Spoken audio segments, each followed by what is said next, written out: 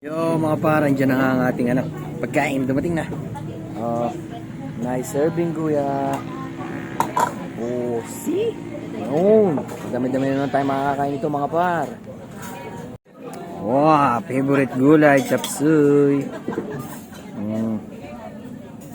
Fried chicken ko, fried chicken manayo.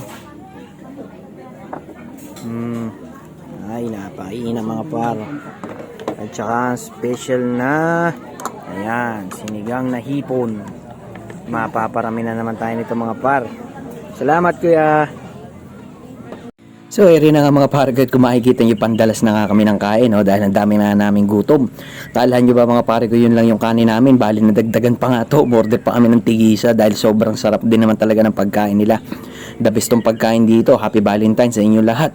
Dahil talaga namang hindi rin kami mapigil. Umorder pa nga kami ng pang take out namin. Oh. Kita nyo, talaga namang halos wala kaming poknat sa sa pagkain talaga hindi rin namin tinigilan. Pero sobrang dami niya talagang mapapabulos ka. Tapos sasabayan nga ng ganito kagandang view. Kung makikita nyo naman, kitang-kita yung buong Ternate hanggang doon na yan sa may dulo. At ito nga, sana itong mga kalbong dito puno malagyan agad at mataniman para mas maganda yung view niya. Ang ganda.